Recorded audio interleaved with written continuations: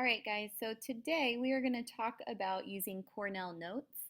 Some of you guys have already started doing this in math this year. Some of you might have some experience from last year with Cornell notes, but this is going to be the main note-taking system that we use in social studies this year. So this is just kind of the basics and the overview, and then by the end of this presentation, we will practice. So first of all, what I'd like you guys to do is think about your note-taking skills. How did you learn the skill of note-taking? Did you have a specific teacher or class that taught you how to take notes? Or did you just kind of pick it up along the way? And how does your note-taking affect your success as a student? So if you're at a table, I'd like you to do a round robin with this. Tell your table mates your responses to these questions. If you're in Blackboard watching this on your own, and reviewing this video, you can kind of skip through this part, but I want you to think about what you already know about note-taking. So take just a couple minutes. So let's talk about why even take notes. I think it's important before you embark on this big adventure of Cornell notes, why you're even doing this to begin with, other than Miss Coleman's telling you to. First of all the cool kids are doing it. All the smart kids take notes. That's how they become good students, and everyone in this room is capable of doing that. It helps improve your thinking skills. Our notes are not just going to be just information and facts. We're actually going to think about what it is we're writing down. It helps you remember what is said in class. You guys transition all day long from class to class to class, and having a set of notes will help you actually remember what you went over that day. You can use your notes to prepare for tests or assessments outside of class. You don't have to actually physically be here to be able to review for a test. And it helps you organize and process information. You guys will have a ton of information and new facts thrown at you this year. And this is a way that you can actually organize that in your brain. You're doing writing, which in this class we do a lot of writing, and it helps us actually learn. How about that?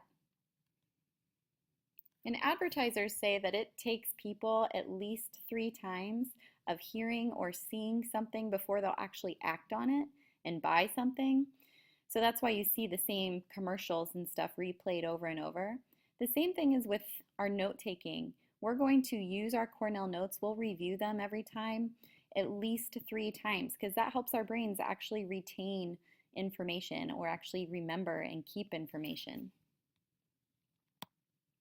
So I'm not going to go too far into the history of Cornell notes, but I do want you guys to know that these came from Cornell University. A professor came up with them in 1949, so they've been around for quite a while.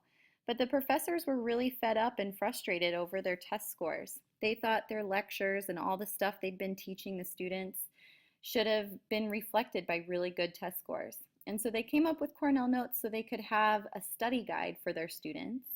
And then after that, it's been adopted by most major law schools as a preferred note-taking method. So yeah, you guys are doing something and you're about to learn something that college students are learning right now in this country. And you're only in 7th grade. So it's pretty awesome. I hope you're really excited. So this is the basis of what it looks like. We are going to together walk through this, but you can see the basic idea. It's formatted into 3 sections. You have your main section that has your keywords, your important dates or people, the ideas, whatever it is you're listening to, whether it's me or a video clip or if you're reading something, this is where your actual notes go in the main part. On the left-hand column, you'll see there's maybe some questions or you can summarize main ideas. This is not where you take the notes. This is where you're actually thinking about the notes and writing your self-notes in the margin. And then at the bottom, you'll see there's a summary of the notes. You do this at the very end. This helps you actually think about what you wrote down. All too often, we just write down what the teacher tells us to write down, and we don't even know what it says. So the summary part helps you actually go back through your notes and realize what you wrote. And then you'll notice at the very top, of course, you have a nice header so you can keep your notes organized. You can see what topic you were talking about. All right, so we're going to practice. Hopefully you don't look quite as nervous as that poor little boy on the diving board.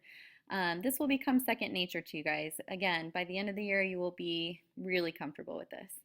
So first things first, on your Cornell note sheet, put a heading. Ms. Coleman will tell you what your topic of study is for this first attempt. And then you're going to take notes in the large right-hand section. In your notes, you can do whatever feels right for you. So if you're abbreviating things, great. If you're doing outline notes, great. Whatever you want to do. If you're making diagrams as you take notes, this is where you would do that also. And then after we take notes, and even maybe during, if you have questions that come up in your head, or if you want to clarify any main points, that goes in the left-hand column.